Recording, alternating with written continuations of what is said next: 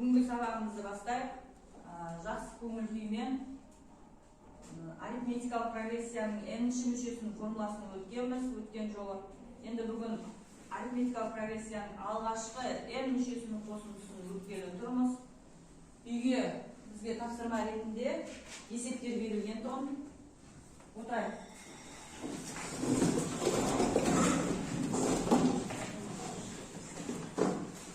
Арифметикалық прогрессияның алғашқы n мүшесінің қосындысының формуласы туралы білімін кеңейту, формуланы есептер шығаруда қолдана білу, білік дағдыларын қалыптастыру.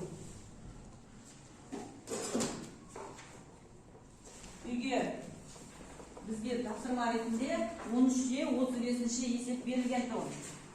13-те 35-ші есеп шарт па? Тізбек арифметикалық прогрессия бола ма дейді.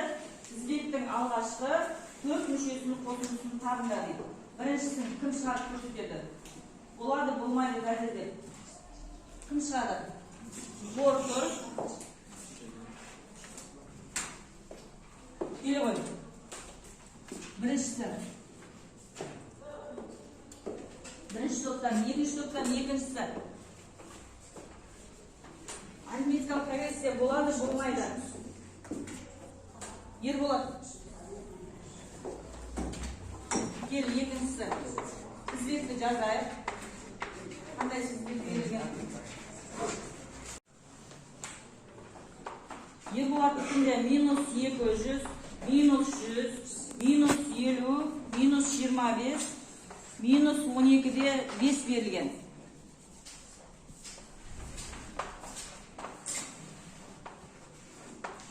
Берілген оқы. 2-22 прогрессия болады. Айырымы 5-ке тең. Айырымы 5-ке тең. Яғни алдыңғы санға 5 қосылып жатыр, я? 2-ге 5-ті қосса 7, 7-ге 5-ті қосса 12 деген сияқты. Бұл жерде 4 мүшесінің қосындысы десе, бірінші, екінші, үшінші, төртінші тұрғанда қосып шығамыз, я? Дұрыс па қосынды? Я, дұрыс. Молодец. Үшіншісіне. Үшінші топ. Димаш келе ғой. Ана Ерболат сенің астына жазайық.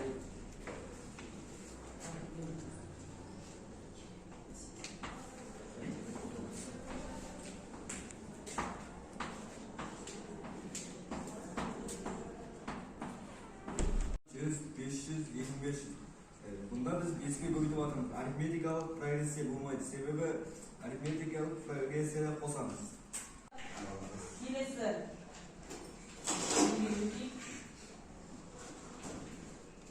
Көпір тапсырмалары берілген. Көпір деген қандай бізде? Мост, я? Сонда біздің өткен сабағымызбенен осы сабақта қай сөздер жалғастырады екен? Оқиды маған ұлдана.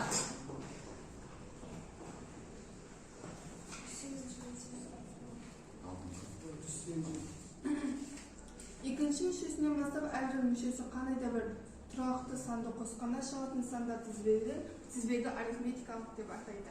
Арифметикалық прогрессия деп атайды. Екінші мүшесінен бастап әрбір мүшесі қандай мүшесіне? Алдыңғы мүшесіне. Д әрпімен ағай, Рустам. Д әрпімен екіншісі тұр, қарамен белгіледі. Д әрпімен прогрессияның несін белгілейді?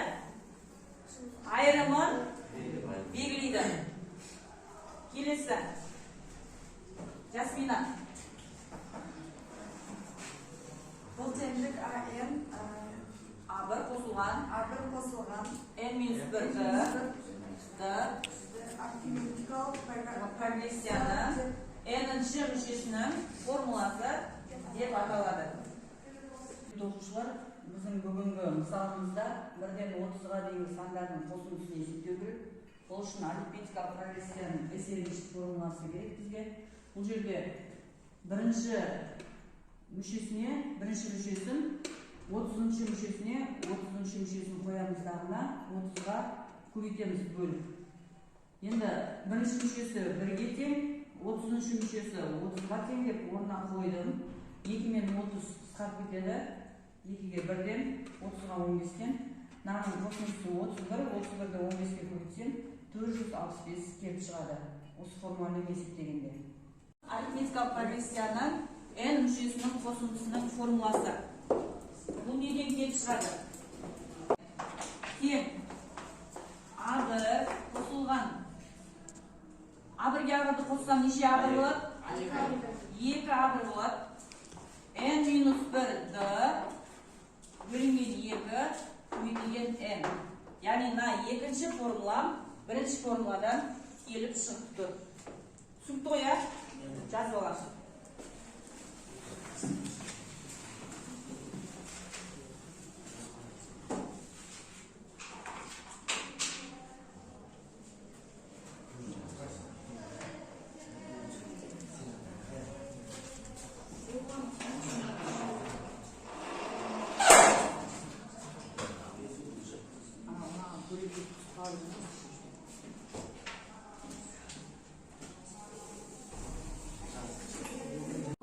Екінші есепке мына топтан Балауса, ана топтан Димаш пен Мерей, мына топтан Назар шығады. Тақтаға. Кел. Кел, көмектесіз. Ор бар. Ана 2-ге бөлінді.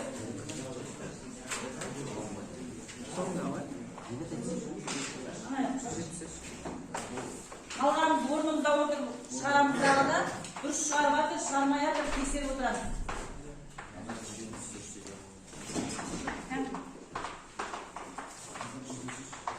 Екінші A1 12, B тең 7, N тең 24. Яғни S24-ті табылып дұрыс. Балауыздар. A1 5, B тең 3, N тең 14, S тең неше болады? S14 астына. Мерей. S14. Так. S32 назарда. 55, 8, 32 дұрыс. Бізде бұл есептің жауабы 2220 шықты. Бізде A1 12, D тең 7-ге, ал N тең 24-ге. Бізде бұл жерде S24-ті табу керек. Біз S24-ті табу үшін ең алдымен оны формулаға салып шығардық. Бұл бізде ол 70 шықты. Енді біз келесі формулаға саламыз. Сол кезде бізде 2 мен 24 қысқарып кетеді. 2-ге 1-ден, ал 24-ге 12-ден береміз. Солай біз 12-ні 73-ке қосып, оны 12-ге көбейтіп, оны тағы да 45, 5 және де 12-ге көбейткенде жауабы 2220 шығады. Есептеп берілгені A1 мүше 5-ке тең, айырымы 3-ке, N 14-ке тең. Біз ең алдымен A14 мүшені тауып аламыз, ол бізде 44-ке тең болды. Ал келесі біз S14 мүшені табу үшін 44-ті осы жерге қоямыз. Кейіннен бізде 343 жауабы шығады. Енді кішкене мына алдағы болашақтағы нені бағдар жасап, бір ролик тамашалайық. Бұл шетелдерде уже осындай заман болып жатыр. Жақсы білімді балдар тәрбиелесек, бұл бізге де алыс емес. Көріп тамашалайық қазір.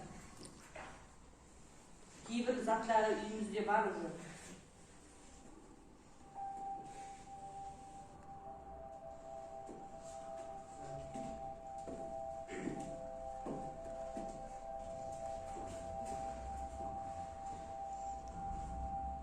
Сенсорный телефон барлығымызда бар, қазір, иә?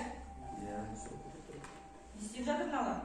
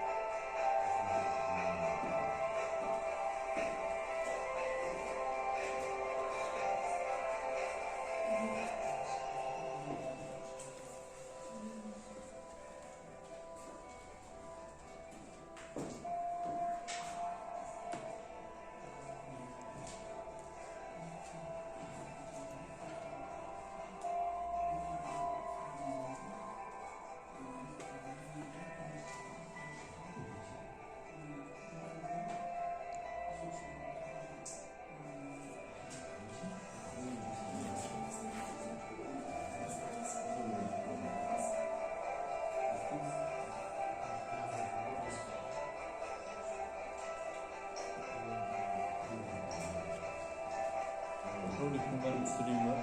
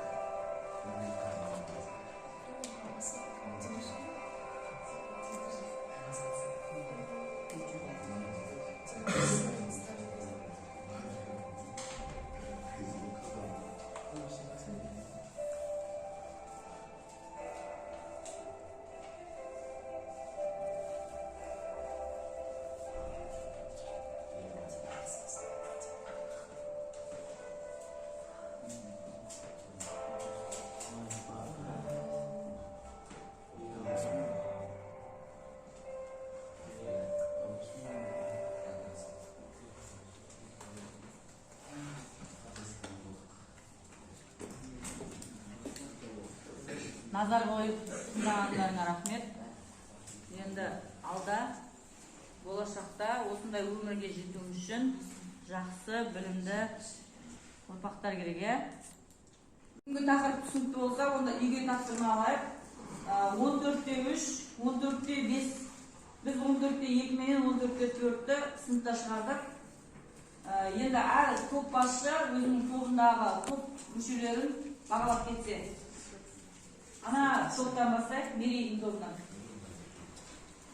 Аты жөндерімен кімге не қойғаныңдар, не үшін қойғаныңдар айтып кетсең. Біздің топта бүгін белсенді болған мен Димаш. Олар бізде тақтаға шығып, есептерді дұрыс шығарғаны үшін мен 5 деген бағалаймын. Және өзіме де 5. Келесі бізде топта есептерді шығарғаны үшін өз дербін есептер шығарғаны үшін мен Айсынуға жасыл деген қағаз беремін. Ержанға және Үлсенмен Бағдәулет.